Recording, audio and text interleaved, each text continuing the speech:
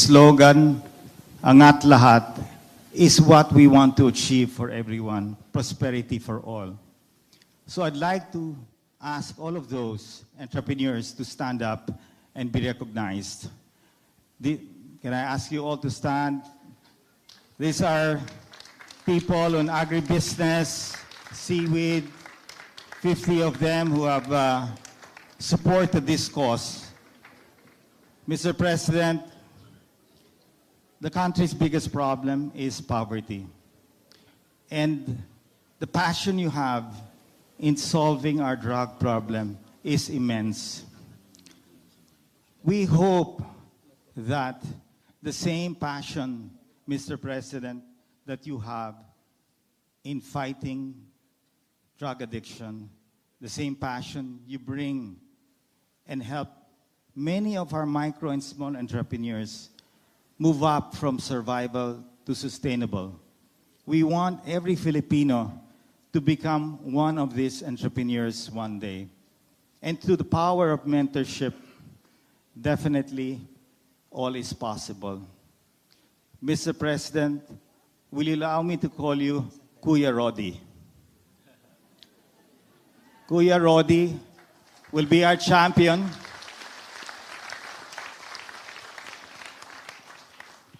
Kuya Rodi will be our champion, the big brother of all kapatids. So I'd like to thank you again, Mr. President, and we hope and we will be with you in the next so many years that you have in office, and you have definitely the full confidence of our entrepreneurs and our private sector. And of course, together with the Department of Trade, Secretary Mon Lopez, we are committed, as you are committed in fighting drugs, we are committed in helping solve poverty in our country today. Thank you. Thank you very much, Joey Concepcion. O ngayon, papakinggan naman natin ang ating bagong Kuya Rodi, ang champion ng micro SMEs. So, Kuya Rodi. Joey, Secretary Lopez, ladies and gentlemen. Those who are young and beautiful, you come up here and sit beside your brother. So that you will be protected. I was on my way from the banana growers. Tumawag si Andanar and asked me if I could just give about 3 sentences about what I intend to do. Yung isang gabi, tinanong niya ako, how would you rate yourself? I said, 6 in a scale of 10. And the following day, I read in the papers that I was hitting 74, 2 points shorter than President Ramos when he became the president. Alam mo, sabi ko, I'm not into ratings. Wala talaga ako. Everybody, lahat ng taga-Davao na kilala ako, I tend not really to derogate myself, but to just make it as not really as humble as it should be, but hindi kasi ako mahilig diyang magyabang. And even until now, I just gave the order for all of the country to not to put posters on my face. Dito sa Davao, hindi talaga nangyari yan. Even during election time, I do not. Yung project, akin ito, no such thing in Davao. And no display of whether you find me handsome or ugly. I just don't want my face being posted there everywhere. I keep low. Well, it's in me na medyo mahiyain, and of course the niceties of governance. Isang mama, just to see how ulol itong Pilipino. I see it everywhere. You put to the honorable, I erase the word excellency. Masyadong mataas yan para sa atin. I told the cabinet that for a democratic state, the word excellency is too sumptuous. Just use president. And even in close friends, sinasabi ko, you address me as mayor. Because I have been used to the word since I was mayor here for 23 years. And araw-araw rin for 23 years. Even my daughter, si Sarah, when she talks of me, third party, oh, just is the mayor. He does not address me as Papa. Only when we are yung harap-harapan. So, sabi ko, I rate myself at 6. Yung pala 74. And what does that mean? It means that for the next few years, we move on. The drug campaign will not end. It will result in still in so many deaths. And I do not apologize for it. One thing is sure is that I've been telling the law enforcement agencies, the police and the military, because they are into it also, I said, if the guy is to be arrested, you just announce your authority, and if he resists arrest and puts up a violent resistance, kill him. That has been, and I will not renege on that. There shall be no reduction either in substance or in form.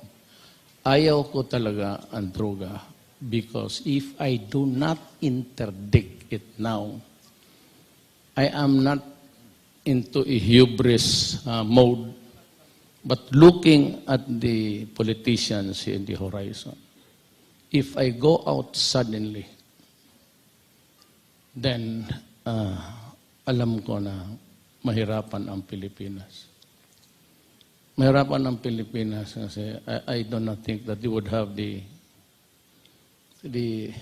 stomach for this kind of things.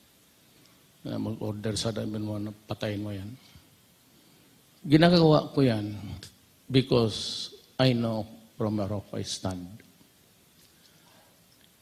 Sabi ko, I repeat, if I do not interdict the problem now, magkakaroon tayo ng problema generational for the next generation. Kawawa yung mga anak ninyo ngayon nasa, for me, yung mga apo ko, malalaki na yung anak ko.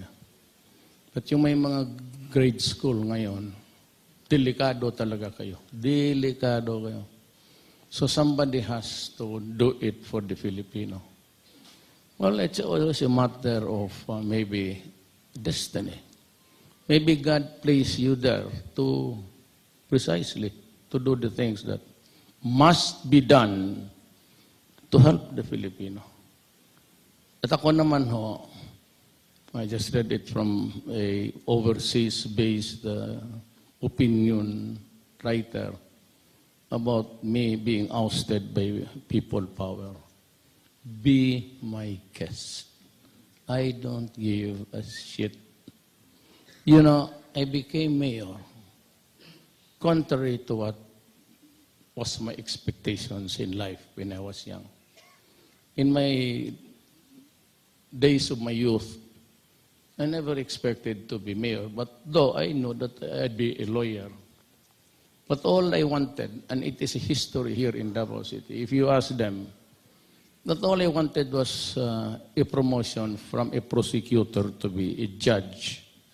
Kasi ang sweldo ng judge could finance really a son or daughter to study in Manila. Alam ko gusto ng mga anak ko. Inday, for one, wanted to take up law sa my school. So, ang sweldo kasi ng fiscal, kung medyo diyan ka lang, could hardly cope up with the expenses of 2 or more children in Manila. So only have one. Ang akin naman, yung vice mayor, you should have invited him to teach about business. Hindi masyadong So nagtanan pa tuloy, so it was Inday. So suddenly she was there, kumuha ng law. Itong vice mayor, ewan ko kung anong natapos niyan. Home economics or hotel HRN. Ganyan yan. So, yun ang lang ang gusto ko. Lahat na itong expectations what evolved in my life were the very opposite of the things which I really was looking at into my future. So it's a matter of destiny. So I would say that I became mayor because of destiny. I became a vice mayor because of destiny. I became a congressman because of my destiny. It was not in my actuarial computation sa buhay ko. Ngayon, nandito ako. I have this sacred duty to take care of my country and people. Kimamatay ako, sabi ko, I've said this several times, I'm putting at stake, on the table, my honor, my life, and even the presidency. These things, it does not mean to me at all. Basta ako magtrabaho lang. If I am there for 1 year only, then so be it. It is already written in my destiny that be president and for 1 year. If I am ousted, then it is also written in doings that I'll be there and I'll be ousted. And if I die, with more reason that it's really a part of your territory, of your life in this world. So it doesn't really bother me at all. Pag sinabi kong gawin ko. And I did not look back when I started. Maraming patay, problema mo yan, ginusto mo, ginusto ko rin. Kung anong aabutin natin sa buhay na ito, di hanggang dyan lang tayo. Yung lang lahat dyan namatay, you think of me and we're almost the same. That is your destiny to die, to go into drugs, you hurt people, you destroy the generation. May drugs. It starts not even sa actual taking. It starts with the family. Yung may makilala mo kayo dito, rich or poor, what will be the immediate impact? The immediate impact is you have a dysfunctional family. Maghiwalay ang asawa, magkagastos-gastos sa rehab, almost spending 4 million, 5 million. And you know very well that one day they would slide back. Kasi, sabi nga, ang Amerikano nga ang sabi, 6 months to 1 year, sabo-sabo ka araw-araw. It will shrink your brain. And if the brain is shrunk, then rehab is no longer viable. So now we have hit the 3 million mark.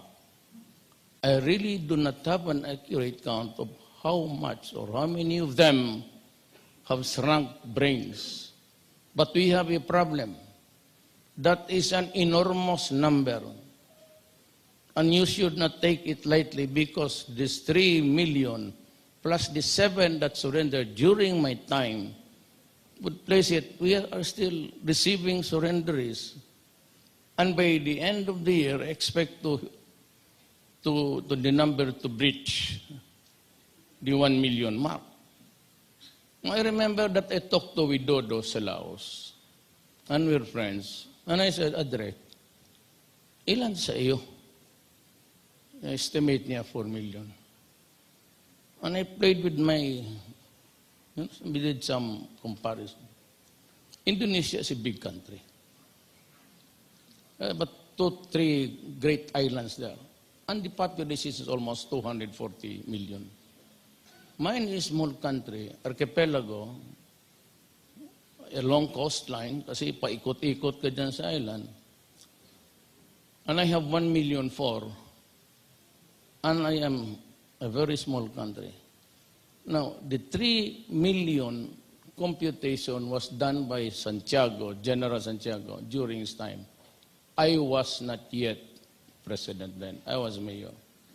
And I knew the seriousness insofar as my dimensional, kung saan ako papasok. And I was very strict here because I know it was dangerous. Talamak. And then I know na pag hindi ko talaga bitreatan to, masisira ang aking syudad. I was only concerned with my city, but at the time, I warned everybody that if you are a drug pusher or a syndicate, and you're operating here, and the apparatus and all the pusher, you better get out. Yung mga kidnappers, ransom or whatever, kasi pag hindi, papatayin ko kayo. At ginawa ko talaga. This is the problem about it. Many lost their lives. Ngayon, when I'm president, gano'n rin sinabi ko. Do not do it. Remember, right now, I was on a platform of only 3 big major issues. Sabi ko, I have to stop corruption in government. Or else we go nowhere. Maniwala kayo. Pag hindi kayo tumulong sa akin, then I said I would stop drugs, if possible, and suppress crime. Yung kidnap o ransom na maraming sa Manila, almost latest count was 49 Chinese guys kidnapped, never to be returned again despite the payment of ransom. Ito yung mga talagang hindi kita mapalusot. Dito sa Davao, magprangka ako, nanyan yung video. Mag-rape ka ng bata, patayin mo dito. 18 months old. Putang ina, patay ka talaga.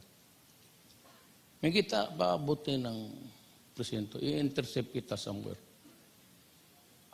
Hindi ako pwede ng gano'n eh. So when I became president, only milder, but I was very specific.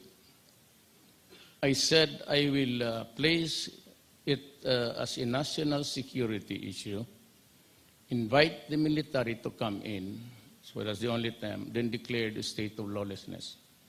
That would justify the military to. But sinabi ko, very specific, go out and arrest them, and if they do not surrender, or would be willing to place themselves under the control and custody of the law enforcement, and you put up the resistance, patayin niyo. If you feel that your life is in danger, kill them. And as of today, I lose on the average 2 policemen a day. If it is an extraordinary or judicial, oh, how come I'm having casualties in my hand too? Yan ang mahirap. Then comes, bago tayo dyan sa business, para rin maintindihan ninyo, because it could affect you somehow in the days to come. But I will do some corrective measures. That was a garbage started here. But although there were much really to be concerned of, because marami talagang namatay dito. But Davao, you can go anywhere except for the bombing, which is being done on a regular basis all over Mindanao. And because of the fighting in Sulu, nagalit ako noong katapusan na pati bata kinidnap nila, pinutulan nila ng ulo. What's the thing about what you're doing to your will? So, ganito yan. I started even before I took my oath of office. I talked to the communists. They agreed before my oath taking. We will talk. So we are freed now of the fight against the NPAs. As a matter of fact, I have some extra soldiers to spare for other places. Then I started to talk to the MI. Pumayag si Murad pati si Jafar. They are the moderates actually sa MI. Then I talked to Miswari. Next week he's going to come out from his lair, his den in Sulu. And I will have him escorted sa Daban. And we will talk. And there is, para maintindihan kasi, there is a certain dito sa Mindanao sector na hindi ko talaga pwedeng, despite the fact that after the election, I sent my daughter-in-law, whose father is a Tausug and whose mother is a Maranao, just like my Lola, sent her to gather a few men, few scholars, yung mga talagang ano sa hulo, pati dito sa yung religious scholars. Marami dito yung, kita mo yung puti na kasultanan ng puti, tapos these are what you would call tablik, if I may compare them sa at reliyon natin. It's parang Knights of Columbus sa Catholic. Ayan. So sabi ko, what's wrong? Then they started to rattle off so many things. But I remember that there was an ANC interview of Tatad, si Lozano, at marami sila, yung mga matatanda na nagmamakarunong na I said that Duterte is dwelling on the past. That was 100 years ago. Actually, that hindi galing sa akin yan. Galing yan doon sa mga tao, scholars na kinausap ko dito before I was sworn in. Sabi ko, why can't you participate with NOR, MIMN, so that we can just talk about peace in Mindanao? Sabi nila, Mayor, we will talk to you, but we will never negotiate peace with you. So what's the reason? What's bugging you? Because of what happened to us. Sila yung nag-produce ng pictures. It did not come from me.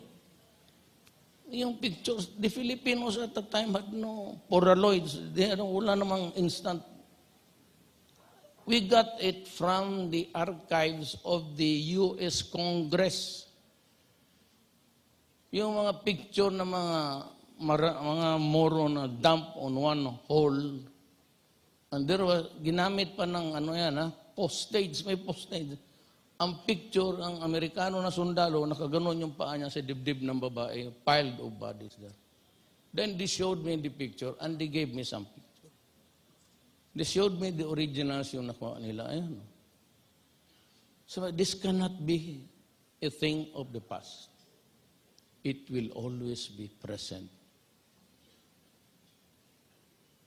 in our humanity. And so we will not talk about peace for as long as there are soldiers who are here in Mindanao. We see them in the military camps. And I think there are about 119 of them here. Because you are still fighting us. The Americans are still fighting us through your government forces. Because you are the continuation of the Americans, and the Americans, the continuations of the Spaniards. There was this Philippine-American-Spanish war. They lost. So the Philippines, as one of the territories conceded by the Spaniards to America, kasali ang Guam. Guam Marsana. Kaya ang mga pangalan sa Guam, puro Spaniards. Pareho sa atin.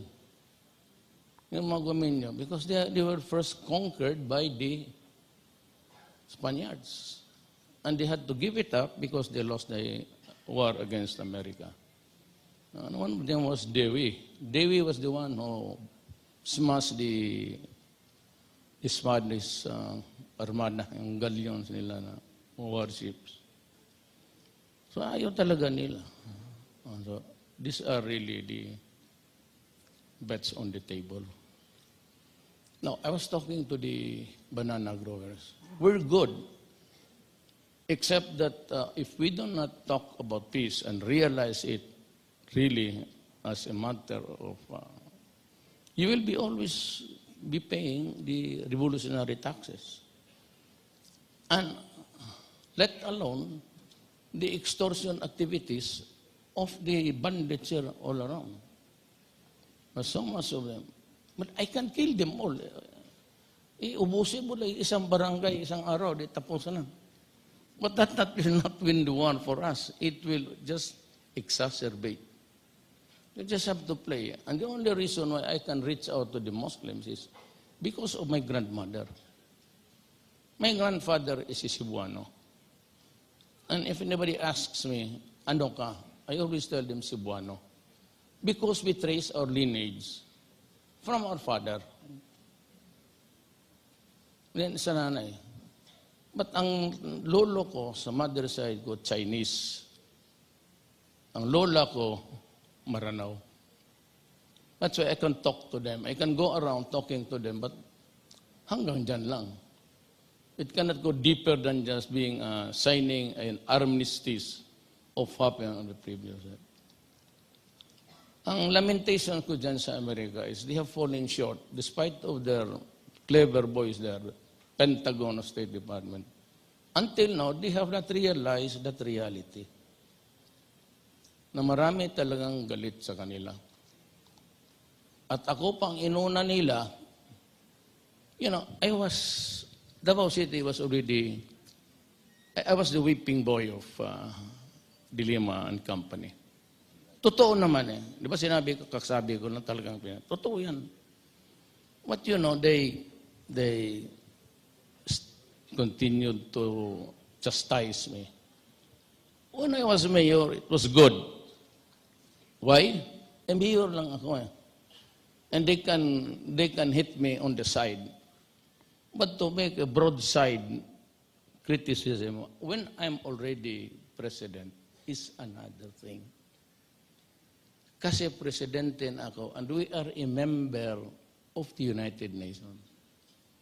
Titirahin ako ng isang spokesman na ulo, son of a bitch, dito sa taga-human rights. And then followed by a lady from the State Department, and followed by Obama, and of late, itong EU lawyers. Sabi ko, we're all stupid and fools. Why? Member na tayo ng United Nations. I am the sovereign head of state. If you want to hit me, bring it to the forum of the United Nations. I am not the state of Tennessee. I am not the state of Alaska. Do not do that to me. You bring the issue there, then talk about it in this national, in the Security Council, or anybody would want to sponsor, then you ask one of your organs, World Health Organization, the Human Rights Commission, WTO, or whatever.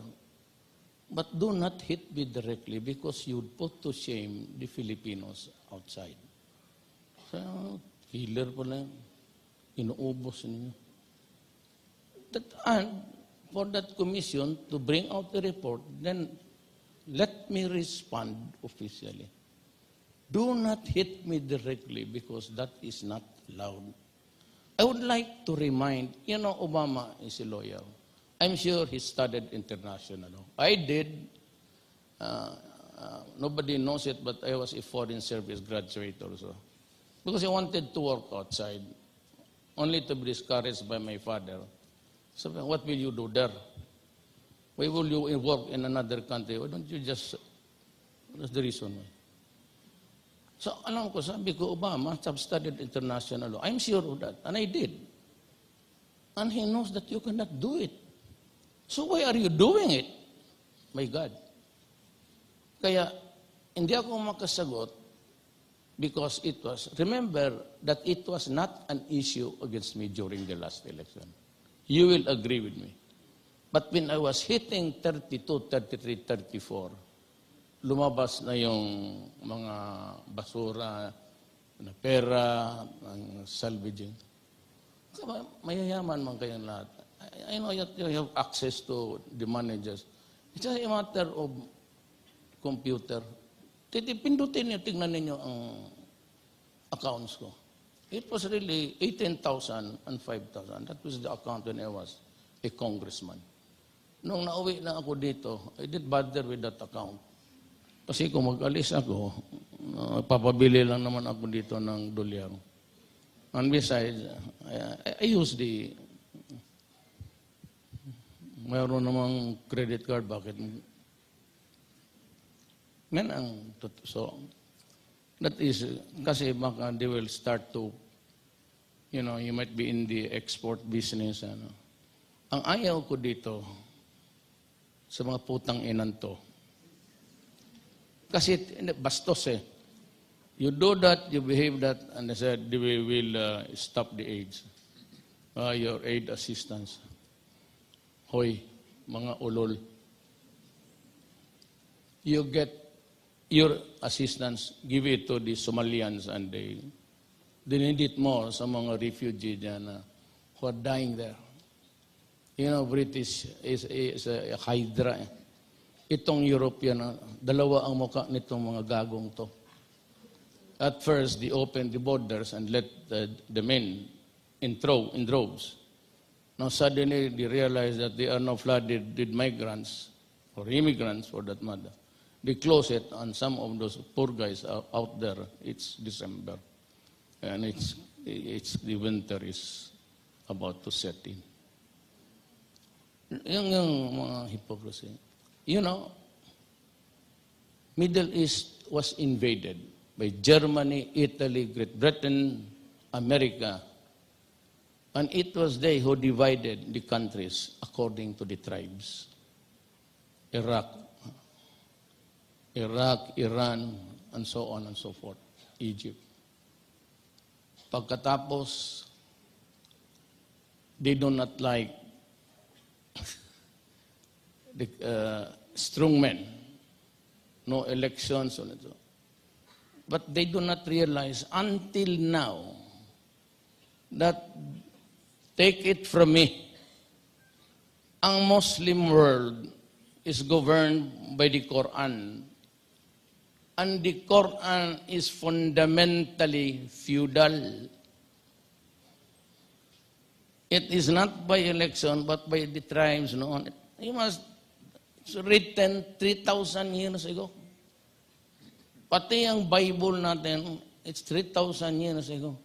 Ano ba ang pakialam ko kung saan si Moses nagbaba ng bukid o sa Mayon o sa Mount Apo?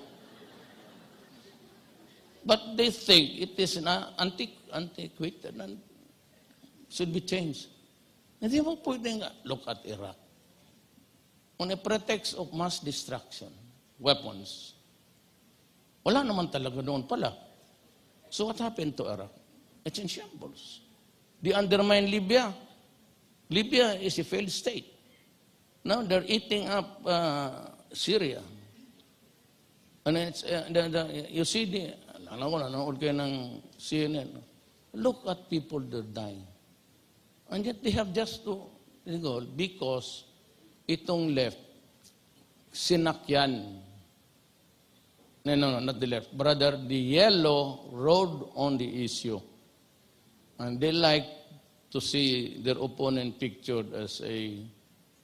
That will not deter me, mind you. Whether I sink or go up, it will continue until the last poser is out of the streets. And what?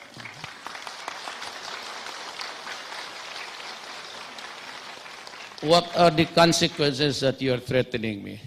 I'll be ousted? Fine. It will be part of my destiny. Hindi ka mga presidente kundi siya. But destiny carries with it so many things. Hanggang dyan lang ako. If I die, that's part of my destiny. You know, presidents get assassinated. That would be my, that is, so, the day I was elected, preparado na ako. But I could die, I would lose honor. I do not think I'd lose anything that has to do with honor. Hindi ho ako magnanakaw, and I don't get paid by the thousands if I kill one drug lord. I lose the presidency. Okay. Kasi yan ang tinatakot. Hindi ako matakot ng gano'n. Because if it happens, I would accept it as part of my destiny. Hindi ako matakot. Hindi ako yung nakangol na mamamatay ako kung kunan mo ako ng luran ng presidente. Or I said, in my childhood days, being president at mayor was not really part of my dreams. Yan ang totoo. So, hindi ako pwedeng matakot ng gano'n. Ang gusto ko lang talaga noon, kasi mahilig ako magligaw ng magagandang babae.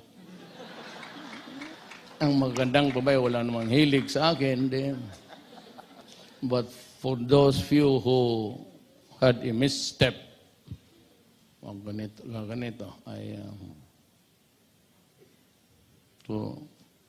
now, baka magkaanuhan ito, yung small negosyo. I would say that after a visit sa China, things would improve a lot. Maybe or maybe not, I would have enough money to play around to fund things like go negosyo. Make it more. What I know sa China is this. Do you know that in Fort Magsaysay, again, I'll tell you, hindi ko nga alam eh. They are about to complete the dormitory of a building, dormitories rather, that would house 1,500 rehab, mga adik, dyan sa kampo ng Fort Magsaysay. Ginawa ng mga Chinese. Hindi ko nga alam. I just gave the go signal, just ordered the military guys to open up the gates and let them in. So I expect more of those kind of things to be constructed all over. Mahirapan tayo. Kasi nga itong Amerikano, si Obama, human rights, pati itong mga bright boys sa Europe. Kaya sabi ko, I wrote them a letter. Tapos na ha. I invited the human rights, Obama, the State Department, and the EU. Come here, investigate me. Halika dito. Halika, magsuwara. But, in return, allow me also to ask you questions. Sabi ko, para tabla. I mean, you cannot have your cake, pin me down, and eat it too. Ano kayo? Siniswerte kayo mga buang. You think that you are brighter than me. Yan ang problema. Kala siguro nyo puti kayo na dito kayo sa akin. Sabi nila, first round pa lang, I murdered 1,800 or 700. Ngayon, I'll just tell him, who was my 10th victim? What was his name? What did I kill him? For what and how? Hindi ko masagot, si putang ina, umuwi ka ng animal kasi paeng kita dyan ngayon. Huwag mo akong bullshitin. Hindi mangyayari, mas bright sila sa atin. Maniwala kayo. Ako ganito na ako, 70. I said, I assembled men of mga mga cum laude ito. Tugade was Mon was, I think, cum laude ka mo, no? Tugade was valedictorian. Magna yan, cum laude. Pit Aguirre. Mga classmate ko yan. Basta naman ang kilala ko. Si Dulay Asaver, mahusay yan. Is an honest man. Bebot Bilio. Medyo kasama ko sa inuman yan. Kaya tabla lang ang grado namin. But all others, Sonny Dominguez, the owner of this hotel, we are neighbors, same subdivision. Kababata ko talaga ito. Grade 1 kami, valedictorian na to. Nag-graduate yan kung saan-saan. I studied in UCLA. Wala yan, mahusay yan. Top yan. Pero ngayon, trabahante ko lang sila lahat.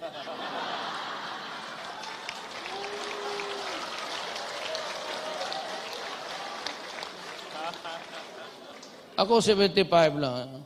Yeah, how do you rate yourself? 6. 74. Mataas na yan. Ako noon, dahan-dahan lang ako. Hindi naman kasi ito sila, mga apurado. Ako naman sa eskwela, I feel Sunny was well ahead. Nakatapos na yan ng masteral course niya, pag-uwi. Medyo kakatapos ko lang sa AB noon. Wala, 7 years ako sa high school eh. That's why I'm brighter, kasi mas matagal ang Oo. Ang pundasyon. Sa College of Law, ang investment namin dyan yan sa Ligarda pati, itang Ligarda, Injula, yan sa kanto. Ice cold beer. Chilled. Ayan, sige ba sa libro? Wala sa library. Diyan lang. May jukebox pa, MacArthur's Park. Kaya yung walang ibang tao dito sa Davao kanta na akong MacArthur's Park. Ako lang. Really? Totoo, ako lang. Yung talagang kanta. Batos.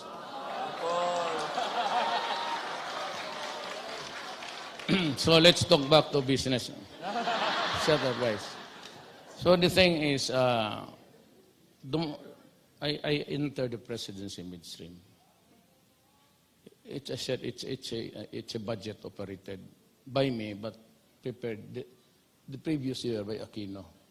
Implemented now. But half of the year, kanya, half of the year akin, June. Sino pa naman, sabi ko, bakit pinapatay ni Duterte yan? Bakit ayaw niya ilibing na, o kaya ayaw niyang i-rehab? Where do I get the money? Like any other your companies, you operate on a budget yearly. Kung walang, I cannot get the money from the Department of Foreign Affairs, from Labor, from the ICT, from Education, and get it to put up rehab. That would be robbing Peter to pay Paul. That's somebody else's money. Wala man ako kasi ang naiwan sa akin, MOOE. Alam nila yan. Wala na akong capital outlay. No more. So, kaya mo ipit ako. And yet when they criticize, Obama when he criticized me, knew that I was a midterm president and alam niya wala akong pera. May gobyerno siya, alam niya yan. If it is not in the budget, I could not get it from somebody else's pocket. Wala eh. Now next year, which is being prepared now, we have this money to deal with the drug problems. One thing is, what's bears really watching is how China would respond to the challenges of our needs. Sabi niya, bigyan ka namin ito. Well, if I get some loans, I will give you some. Kung bigyan niya ako ng, I don't know, but he promised an amount, okay na sa akin yan. So I can deal, ang una talaga is, of course, it would be education, additional funding for education, then yung rehabilitation, then agriculture. And maybe yung itong micro and small industries para doon sa mga matulungan. Maybe, just maybe, kung gamitin talaga ang pera sa makinig kayong mabuti, then you learn from the learned, then maybe something will come out of it. Noon kasi yung maging presidente ako, we received 2 million. 1 million when Cory won, she made it 2 million. Contribution ng PAGCOR sa Davao. So sabi niya, give it to the poorest of the poor. Madali sa akin yan, kasi galing ako dyan, so I would know sinong bigyan. Walang nakabayad, come election time, itong kalaban ko sa politika, yung garbage yan, extrajudicial killing. Tiga report, So I was investigated. Sabi ko, look guys, if you're asking me, saan, I give it to them. Mayroon photograph, everything, because, I used to be a prosecuting, a trial lawyer ako ng gobyerno, prosecutor. I was also at the same time taken in by Gonzales noon, wala pa yung ombudsman, choose to be known as the special office of the special prosecutor at Tanod Bayan. So I was one of those who were prosecuting graft and corruption. That's why kaya kong, mahusay ako mag-present ng evidence from the time it is audited, ganun. step by step, up to the time yung malversation occurs. Mahilig ako dyan. Kaya, so madali akong matuto. But anyway, may nagasinyas na kasi. Still have another, so I'll cut it short. Ganito na lang. If I get to have additional money outside of government sources, you will have a part of it. Yung sa ano. But the thing is, you have to get it from me personally. And if you are, kung maganda ka, double the amount. Pero just kagaya ng ordinary na magandang Pilipina, siguro, depende na rin kung... Yan ang, if I get those things that I expect, I'm not so much into expectations. But I will look for the money. And if I get some, I said, you will have a part of it. Otherwise, wait for next year. And still, alam mo malapit sa akin yung, ayaw ko magpadrama, pero anak lang rin ako ng mahirap. Ang punta ko dito namin, 1948, Davao was still, but you know what? Yung land of promise is really not true. Those were the slagoneering of the Americans because they really wanted me now badly. Walang typhoon dito. So everything would naturally, except that they could not get to workers here because moro na lahat. So they have to keep up the slagoneering, go to Mindanao because it is the land of promise. My father was one of those. Bata pa pumunta siya, but he married a Mindanaoan. But even when we, from Iligan,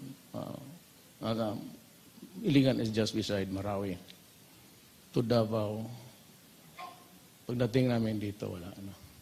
And even the wetlands behind Ateneo de Davao, just in front. In front of this hotel is the Ateneo de Davao. At the back was still a wetland. Would you believe it? It was already titled in the name of just so few. Ang karamihan dito sa Mindanao, they got 1,000, no, the advent of land reform, 1,000 hectares, 500. Those were the Americans who never went back to America. And yung mga Spaniards, tawag nila, insulares. Yung nandito na nagsettle dito, yung mga anak nila. Yun ang tawag na insulares. Kami yung mga Tibo, wala. Wala talaga. We had a house there beside Kekila Dominguez because tatay ko, lawyering. Kaya I know. Hindi mo ako maano sa tingnan. I'm the only politician thereabout who can really fathom. Bantayan ninyo ako kung maglabas. Bantayan ninyo ako maglabas. I do not, ako galit nga ako dito sa PCSJ. Because sanayan sila mag-embrace sa akin. Everybody. Lalang. Dito sa Davao, sanayan sa. Remember that I was mayor for 23 years. I never lost an election until I became president. Hindi talaga natalo. Kaya masaktan ako yung minsan. Kasi yung tangina yung kutsi ko. Hindi ko mabuksan. Hindi buksan ang gagong driver doon. The first din na sinundo nila ko I became president. Ito na 1 kilometro. Sa bahay pa lang, maliit yung subdivision niya, makitig. You should go to my village. My house is very small. Nandyan ako sa teacher's village. Dangdangan ko na 1 kwarto because nanganak yung asawa ko. Hindi kami pwede sa kama. Ayaw ko rin na matanda na ako. Nagpagawa ako ng kwarto. Ang bahay ko, ganun, tapos may parang chimney. That's my room. So, anak na ako ng mahirap. At hindi ako yumaman hanggang ngayon. But in the process, I got the best of politics. I never lost an election. It was always a landslide. And even the president won landslide. Ang problema nito, baka may slide ako. Salamat po. Okay, salamat. Mr. President, palampakan natin ng malakas pa. Mr. President. Well, Mr. President, definitely we like what's happening. Yung the war on drugs. Sa totoo lang, madalas ho tayong nakukote na ang pinakaresulta nito ang pagbaba ng crime. 5,500 ang nawala. Diba? So kung isipin natin, that could have been our relatives, our loved ones. At pero nawala po yun. Nawala dahil sa kampanya against drugs. So maganda ho ang nangyayari. And all of this, we believe, itong tinatawag natin Agenda Zero. Pagbalik ng peace and order, pagsugpo ng krimen, corruption, illegal drugs, are all necessary fundamentals before we go into the 10 socio-economic agenda and plataforma ni Mr. President. Kaya napaka-importante ho na ma-achieve muna natin itong Agenda Zero. And dahil po doon, maraming investors. Ito ho talagang nangyayari. Sa amin hong mga meeting sa DTI, tuloy po ang pagtanong nila sa opportunities dito sa ating bayan. Nakikita nila maraming opportunities. Sa merkado, 109 million Filipinos. Ang merkado, napakalaki. Tumataas, nag-i-increase every year. Tapos, pag dito pa sila nag-locate, pwede pa silang mag-export sa bigger ASEAN market na 620 million. That's the kind of opportunity they look here. So hindi po nila tinatanong actually yung mga ibang mga napapag-usapan sa media.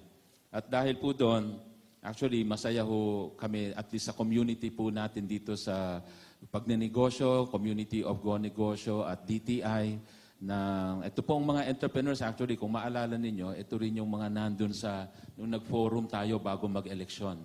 I think February yun, ano? At natutuwa ho kami para tayong nag-reunion ngayon. Ngayon natin nakita ang ating Pangulo. Palakpakan natin dahil sa totoo lang marami ho talagang nagawa na in 100 days.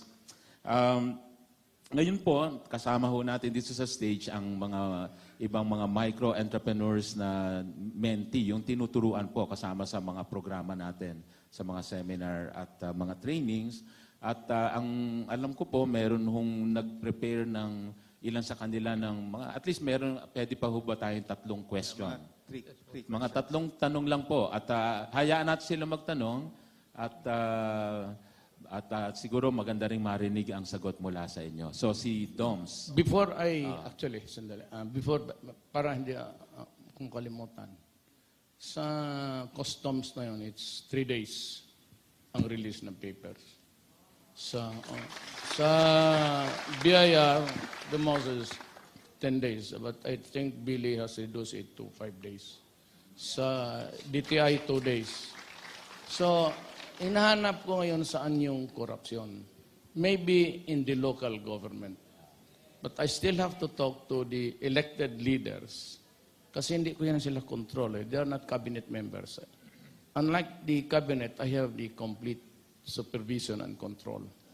Sa batas po, ang mga local governments, because they are elected leaders, I only have supervision. But I will try to formulate a pattern for all. Kasi ang Davao City, ganon eh.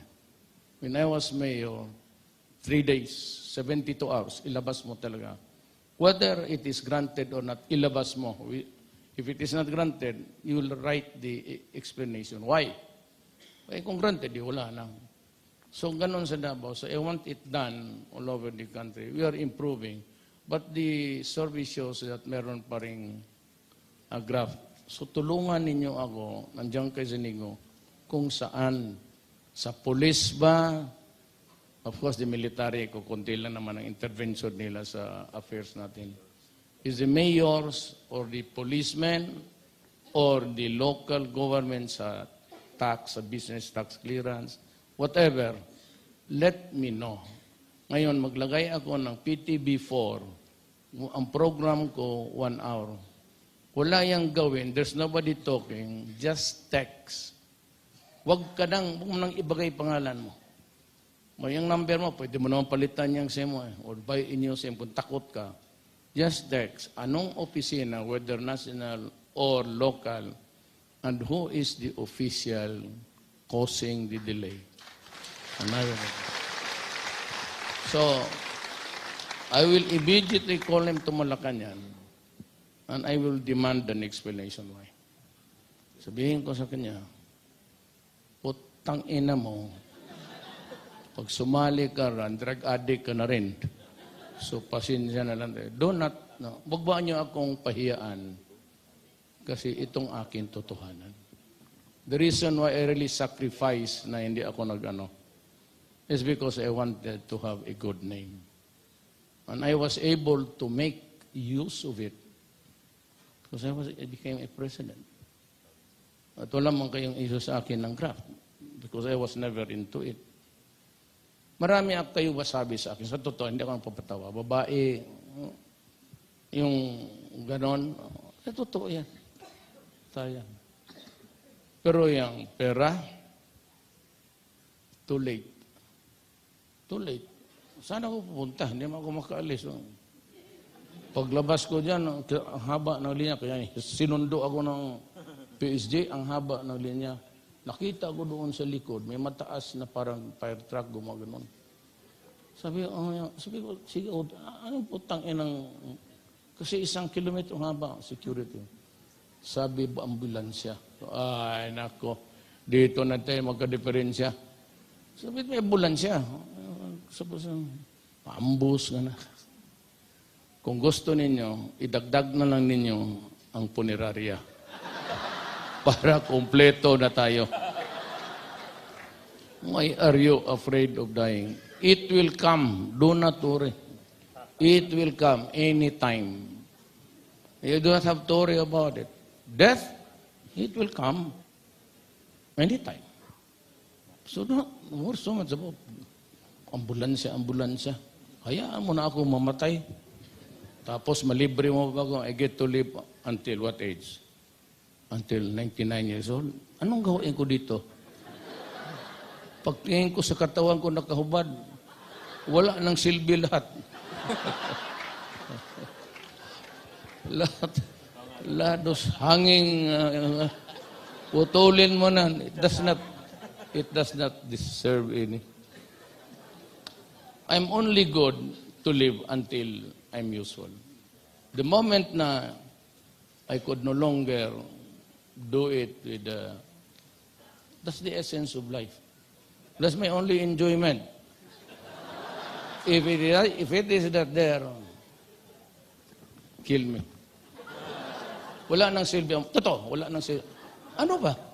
Maghintay ka para law. Buti pa sa kung anak mo lang. Itong caregiver pa, tapos malaging sige katingin. Wala na. Nurse, patayin mo lang ako. Putang ina. Yes. May I? Good evening, everyone, and Mr. President. We are really glad for having you here in this big event, for sharing as well your golden time with us. My question is all about trading business in agriculture sector. Unsa ang plano nyo sa mga traders o abusive traders na nagko-control o nananamantala sa presyo dun sa IPs, indigenous people po, sa mga mahihirap at farmers? You know, the only way is really to empower everybody. One is that because of their roads that are really impossible, it is only the dicers na may makakuha sila mga 4x4. That vehicle is not, it's hard to get now, lalo na yung panahon pa ng gera. These are the only vehicles that could go up the mountains and buy. So yung middleman, nandyan talaga yan. What you will do is really for the land bank. Alam mo, may land bank mo dito? Saan? Wala man nakita dito ng land bank. Itong land bank na ito, as the word connotates, is really a land bank. It is a land for the land. It turned out na itong mga beneficiaries ng land reform, yung mga title nila, because it could not be sold at any, hindi tinatanggap yan. So I will tell the land bank, those are the government documents, and even if they can be used as collateral, that's one. Then second is that there has to be some cooperative. Ang success stories ng cooperative dito sa Pilipinas is very poor.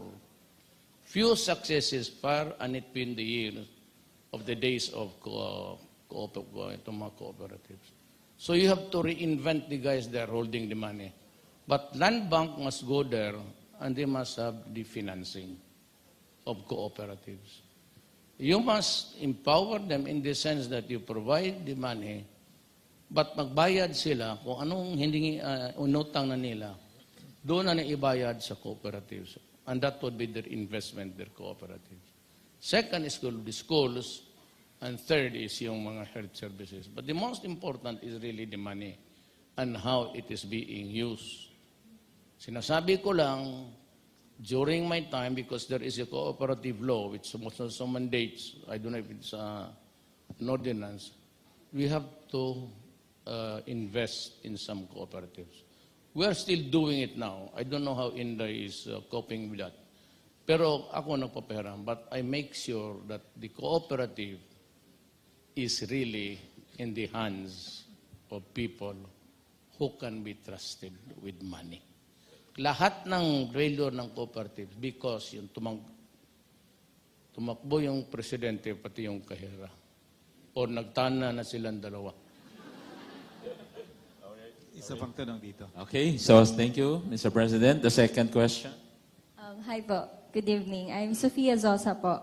I'm part of the youth entrepreneurs diri sa Tua sa Davao. So, sama na ako na isa sa mga kabatanunan diri na naay gamay na negosyo. Gusto na ako pangutanon unsa ang imuhang mga plano para sa amo kabatanunan. Syempre as bata pa man gamay pa ang amo ang kwarta or usahay, wala pa joy capital enough. Ug maglisod pod og loan sa mga bangko or magutang sa mga bank, sa mga financing institution, especially kay wala man banking personality. So, mangutana lang ko if naaba mo'y programa or plano para sa mga youth. Classmate ko ito siya sa grade 3.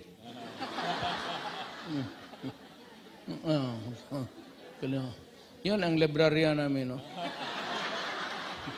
Well, this is, I said, the programs of government, si Aquino was not into it so much. But yung program namin itong sa micro, we will study it. But if I can get the soft loan or grant, meron kayo niyan. Wala namang grant ng ngayon na the thousands eh. It has to be in the billions. I will discuss with the secretary how much I can set aside para sa inyo. Itong mga maliliit how to start with.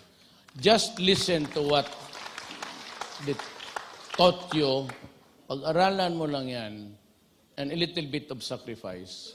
Kasi ang karamihan talaga niyan, minsan nakakain doon sa personal. Just follow the law and maybe sacrifice a little bit. Siguro after 5 years, milyonarya ka na. That's the time that, it's hanapin mo yung pinakamagandang negosyo.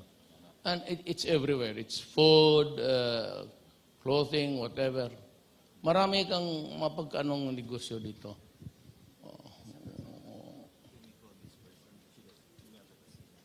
Imelda Basilan.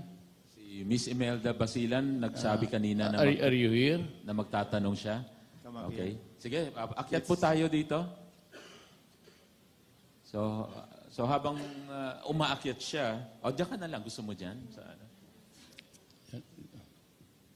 No. Diyan ka na lang magtanong. Yes, Imelda. Mr. President, I'm proud to be a maruya vendor. Tapos, your kanang sana kanang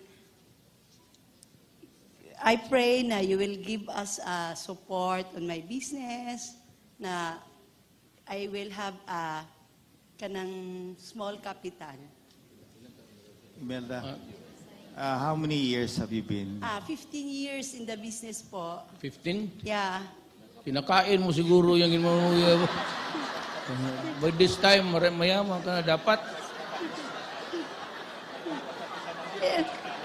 Excuse me.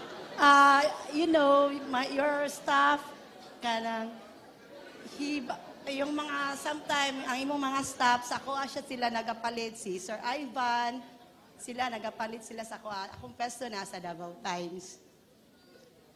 Kanang Maruya, just native evaluation. Yung mga anak ka magluto sa Daplis dan, you cook, Yeah. Then ako na ma-discourage because I do not, delikado man God. Pero that's another issue. Ano magluto ba diya sa dalan, kaya bantika man God. There are people using the streets. Pero I said, that aside, nagtanaw na ako sa imog na kay mga 100,000 okay. O bitaw. Buong ka ng stove, pagkaon, and ang palibot. Kaya ang imong anak mo guna, ang imong magkaroon, if say, income ni mo, utang ka sa kalibo. Yeah. Then the next thing that they'll do is to look for, you spend, target about 1,002, but you have to, mungita ka na paglaing pwesto, yung anana. Yeah. So, Yes. mga 100,000 makaikot ka, that would place you something like Maruya.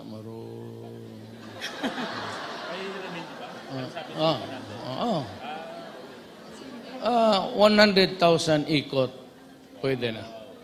Thank you, Mr. President. Imelda, sabihin mo yung ilan ng anak. Sabi nila, nakapagtapos ka na ng mga anak mo. Nakapagpatapos na siya. Yes. Sila. Proud to be ko sa akong business kay three of my children has already been graduated. I have a seaman, I have a nurse.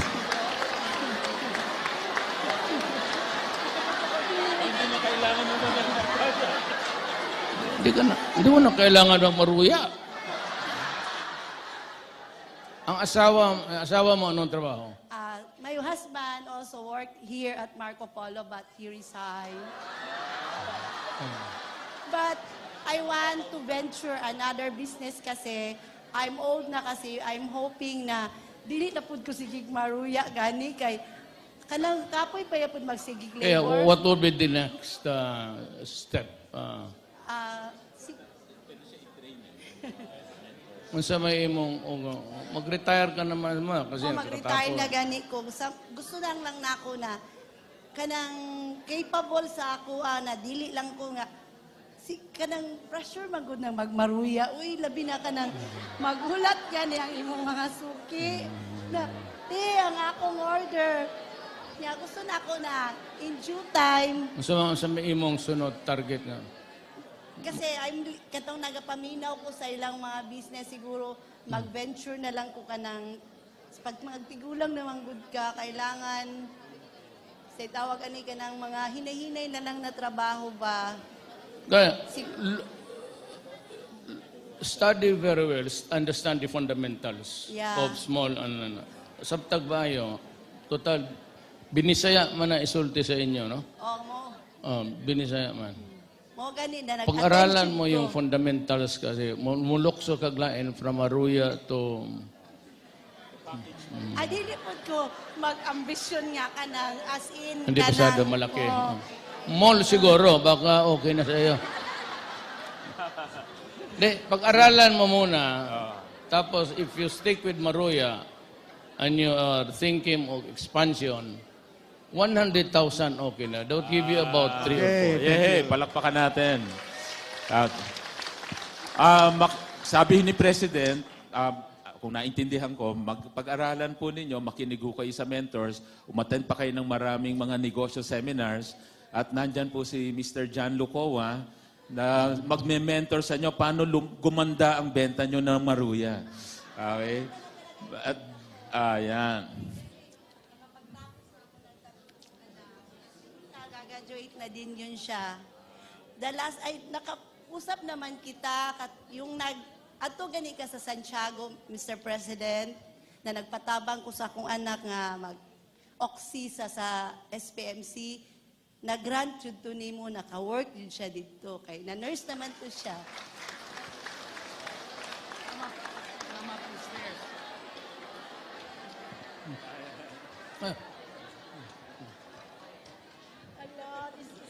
Mr. President, siya na daw magpapahiram ng 100,000. Dahil very successful na pala siya. Guwapa ito na Maruya. So, may dalaga ka na anak na. Yun na lang ang bigyan ko kapital, mong papahinga ka na. Sige. Just study salamat. the fundamental. Wow. Salamat. Oh, yeah. Dre ka. Yan, mentor na kayo. Mentor. Siya na po ang bagong mentor. And Ganito ha, this is not, do not be offended. It is not against anybody. Pag-aralan ninyo yung in-chick style. You know, my lolo, I said was, pagpasok niya dyan sa Agusan, Butuan, he had nothing. Kunti kapital niya. Pero yun, marunong ito nila. It's an innate thing in them. Marunong yan sila kung paano pag-aralan niyo yung in-check. Do not, kayo mga Chinese, do not be offended. I said, my lolo is lam siya. Ano yan sila? Mahusay talaga Then he went to Copra, then buying lands. Oh, napapaikot. Pag-aralan niyo yung Chinese kung paano nila gawin yan. Ano talagang, it's a native to them, the art of doing business. Ano pa? Have the checks. Mr. President, SP Corp is giving 5 checks to 5 entrepreneurs. Can we have the names? Actually, kung kana lang kwarta, not in one event, but I can give you in 3 installments. Pahumanta ka kwarta. Thank you. alright, palakpakan po natin. Salamat, Mr. President. Well, at this point, kung mamarapatin ninyo, bali... okay na po tayo. Okay na siya. Sige. Salamat. Palakpakan uli natin si Ma'am Imelda, ang ating Maruya Queen. Okay. So, Mr. President, at this point, we will take advantage also of your presence dahil nababanggit ninyo parate kanina, mukhang in the mood kayo magbigay ng 100,000. So ngayon ho, ang SB Corp, which is an attached agency ng DTI, at ito rin yung nagbibigay ng mga financing doon sa mga maliliit na mga negosyo. Meron ho kaming recently mga na-approve na mga loans. And we'll take this opportunity na dito po iabot at kayo yung mag-aabot. At para mabigyan natin ng loan, papuntahin po natin sa stage si Miss sa Kiyomi Garden, Edna Tadyaman, na na-approve ang loan niya na 508,889.02.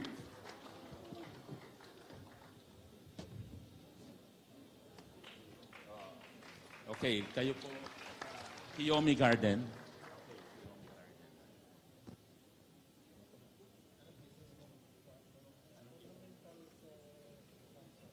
Ang business niya ay yung sa ornamental plants. Pakita mo naman yun. Totoong check ito, hindi na to mock-up check.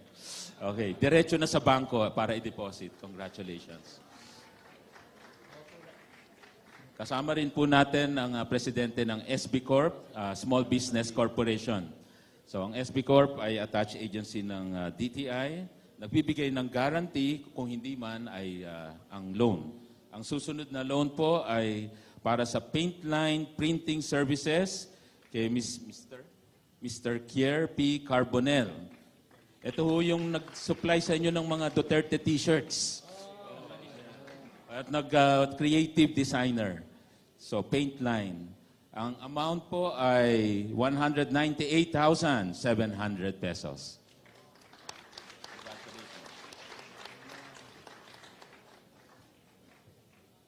Ang susunod po na loan recipient po natin, GU Amoren Food Product, 198,400 pesos. Mga crispy flour, mga pang-recado para maging chicken joy, yung fried chicken.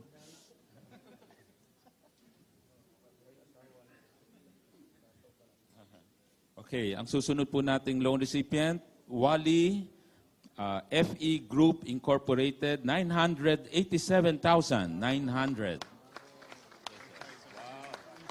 Wow. Oh. Papagwapa, beauty products. Yan. Pwede ka raw bang DTI secretary para ikaw nandito? Pampakinis. Picture muna. Makinis.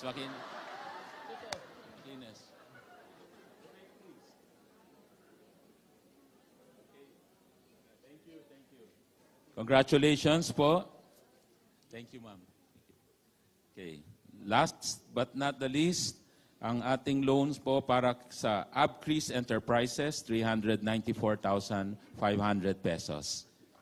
Ito naman ang nagpo-produce ng fertilizer.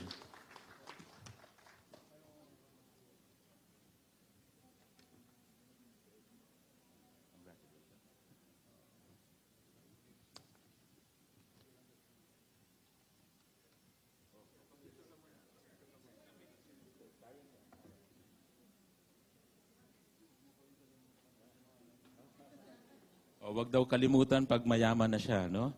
Wag tayong kalimutan. Thank you. Thank you, Mr. Reynes. At this point also, I'd like to,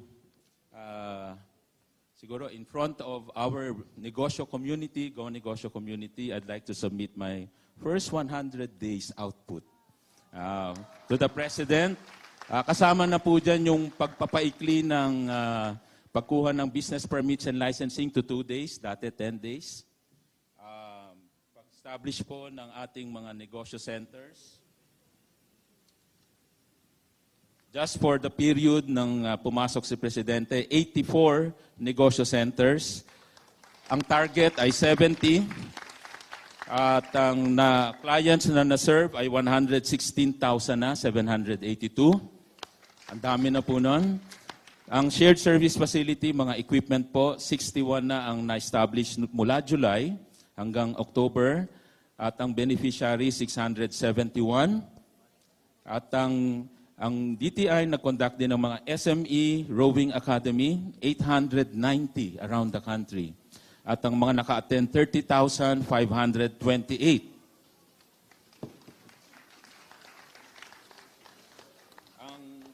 Programa po natin ngayon na nandito tayo, Project Kapatid, Mentor, Me, Roll Out with the Go Negosyo family and the PCCI, ECOP. Ito na po ang nagawang mga napuntahan na cities, 9 cities, nag-conduct tayo ng ganitong klaseng seminar. Participants, 2,944. Nag-update po kami kahapon, actually 3,100 na ang participants natin. At ang mga mentors na tumulong, kasama na ho ang mga mentors dito, mga negosyante at mga professors, 113 ang nai-involve na mga professors na nagtuturo at nag-e-empower ng mga negosyante maliliit. Ang ambisyon po natin, yung maliit, maging small, maging medium, at eventually maging large. Gusto ho natin mag-level up sila. So yun po ang pagnenegosyo. So allow me to present just a few. Hindi ko na ho kinumpleto dahil marami pang... Congratulations, Mon Lopez, And, Secretary of Trade. If I may say something, alam mo, hirap ako naghahanap sa kanila. I was toying with the idea of, Mon Lopez. Sabi ko kailan pa to because he was out of the country. And I waited it out just to see him na tanggapin niya. Talagang silang dalawa ni Joy. Actually, si Joy ayaw eh. Sabi niya, ito lang kasi kasama niya sa Go Negosyo. But, I said that I promise, I do not want to see the Filipino queuing under the heat of the sun, ulan. Kagaya niya itong Professional Regulation Commission, yung PRC. Kita mo yung nakapila dyan.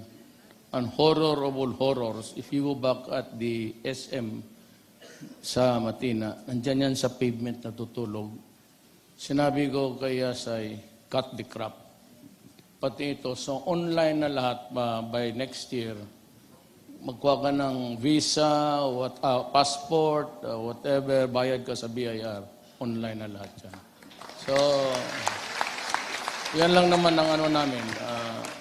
If we can give the Filipino a respite of corruption, pati, even just for 6 years na hindi hirap ang Pilipino, okay na sa akin. If we could just get half to my target, basta ayaw ko yung makita na galit ako pag pinapahirapan mo ang tao. Baski dito noon sa mayor ako, ayaw ko yan. Umiinit ang ulo ko. Ngayon, nandito na ako sa posisyon na sunod na ang gusto ko. Ayan. Dito ko na ibuhos ang lahat ng... So lahat yan online na. Wala nang... And I said, I give it na mapagpaghinga ang Pilipino sa corruption. And of course, criminality, pati droga. Baski yan na lang, yung economic factors, pasok yan. Yung fundamentals nandyan eh. The fundamentals of a good economy is there right now. So, just do not just follow it up. The only thing that can really bring us down is not America withholding its assistance. It's not America getting out of it. Marami yung papasok. Isa in-check lang, patay na sila. What could bring us down is really corruption and criminality. Walang papasok for corrupt tapos madumi na magulo. I just can convince also the other mayors to do it. Kagaya ng Davao. Hindi ko naman sinasabi it's a big deal, but kagaya ng Davao. Walang, of course, may terrorism, but that is another thing. But I will discuss it with the Filipino people when the time comes. But it is coming, and I am preparing for it. Maraming salamat. Kuya Rodi, thank you for coming. I'm sure all the entrepreneurs here are behind you in your quest in solving poverty and corruption. Maraming salamat. Thank you. Please join us for dinner. So, Mr. President, nung September, pahabol na report, nung September, 200% increase ang investment na pumasok na in-register ng BOI po. So, panahon po ninyo yun. Thank you.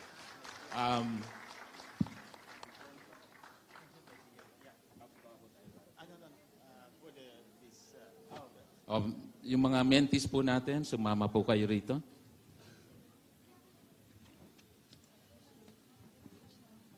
Arrangement. Tapos mamaya.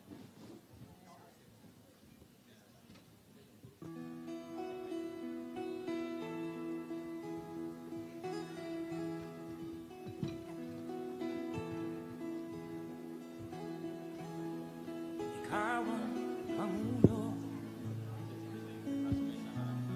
para sa pagbabago. Sawa na ang bayan ko sa magnanakaw na tao.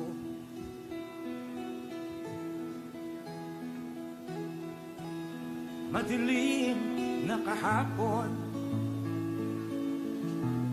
ikaw ang mag-aahon. Sa piling mo, di ko mawawala ang korupsyon.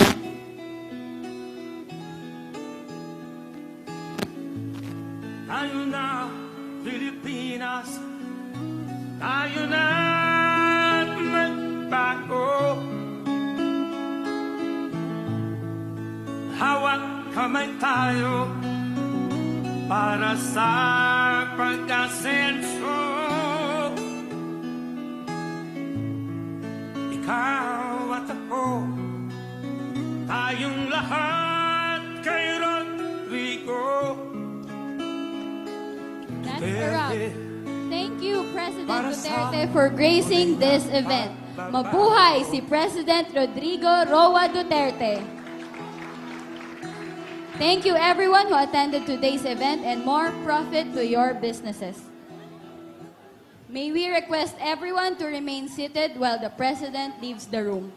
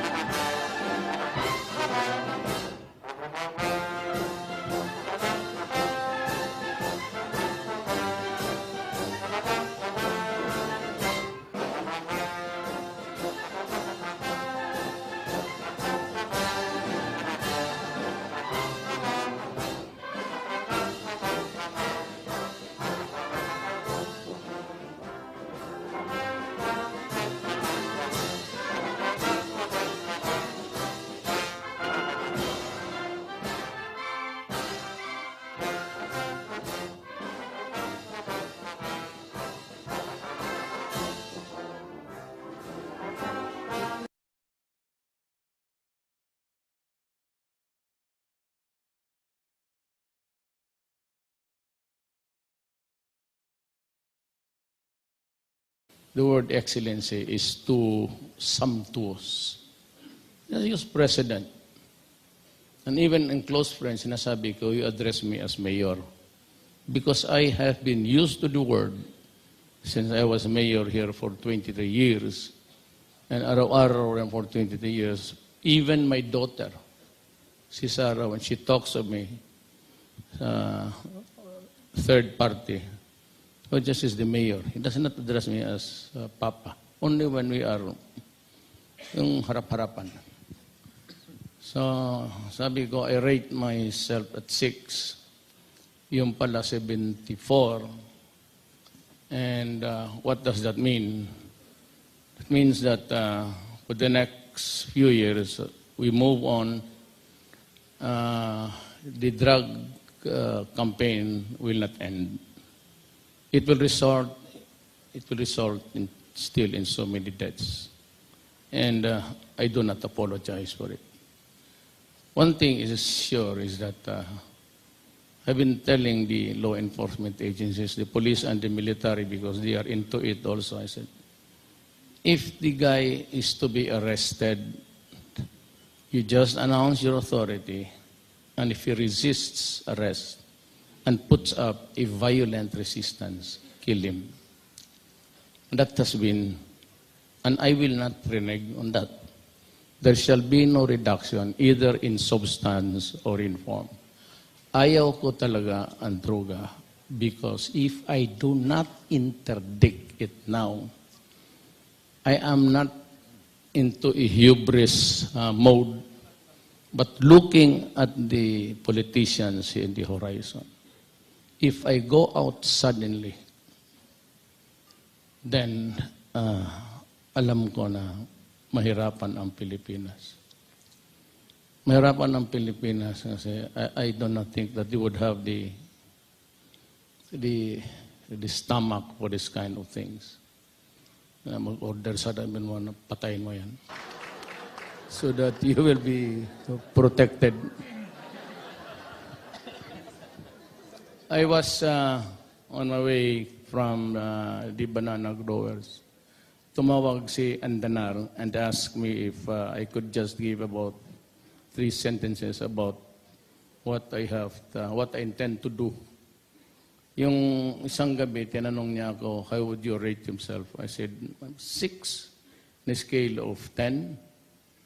And the following day, I read in the papers that I was hitting 74, 2 points shorter than President Ramos when he became the president. Alam mo, sabi ko, I'm not into ratings. Wala talaga ako. Everybody, lahat ng taga Davao na kilala ako, I tend not really to derogate myself, but to just make it as not really as humble as it should be, but Hindi kasi ako mahilig diyang magyabang.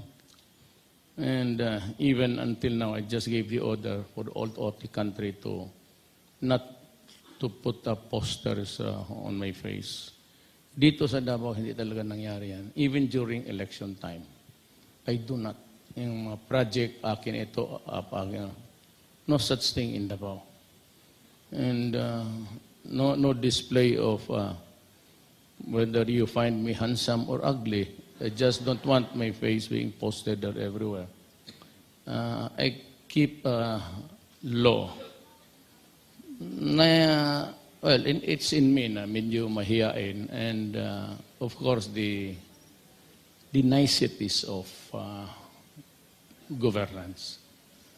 Isang mama, just to see how ulol itong Pilipino. I see it everywhere. You put to the honorable, I erase the word excellency. Masyadong mataas yan para sa atin. I told the cabinet that for a democratic state. Ginagawa ko yan because I know from where I stand. Sabi ko, I repeat, if I do not interdict the problem now, magkakaroon tayo ng problema generational for the next generation. Kawawa yung mga anak ninyo ngayon nasa, for me, yung mga apo ko, malalaki na yung anak ko. At yung may mga grade school ngayon, delikado talaga kayo. Delikado kayo. So somebody has to do it for the Filipino. Well, it's always a matter of maybe destiny. Maybe God placed you there to precisely to do the things that must be done to help the Filipino. At ako naman ho, I just read it from a overseas-based opinion writer about me being ousted by people power. Be my guest. I don't give a shit. You know, I became mayor contrary to what was my expectations in life when I was young. In my days of my youth, I never expected to be mayor, but though I know that I'd be a lawyer.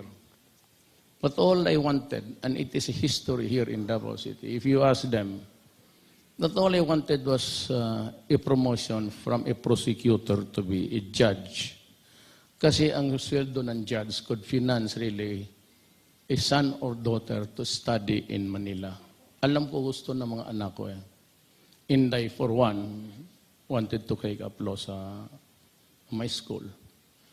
So, ang sweldo kasi ng fiscal, kung medyo dyan ka lang, could hardly cope up with the expenses of 2 or more children in Manila. So only have one. Ang akin naman, ito.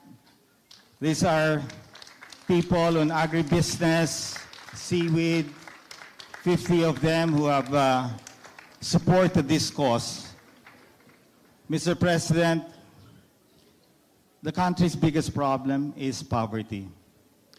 And the passion you have in solving our drug problem is immense.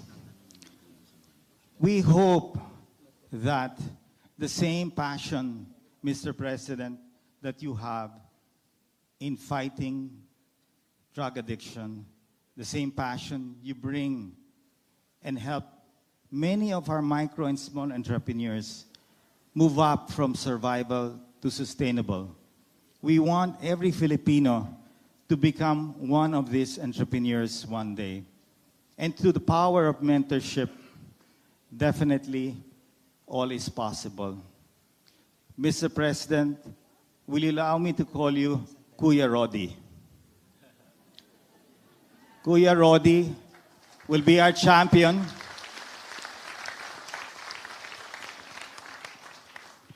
Kuya Rodi will be our champion, the big brother of all kapatids. So I'd like to thank you again, Mr. President, and we hope and we will be with you in the next so many years that you have in office, and you have definitely the full confidence of our entrepreneurs and our private sector. And of course, together with the Department of Trade, Secretary Mon Lopez, we are committed, as you are committed in fighting drugs, we are committed in helping solve poverty in our country today. Thank you. Thank you very much, Joey Concepcion. O ngayon, papakinggan naman natin ang ating bagong Kuya Rodi, ang champion ng micro SMEs. So, Kuya Rodi. Joy, Secretary Lopez, ladies and gentlemen. Those who are young and beautiful, you come up here and sit beside your brother.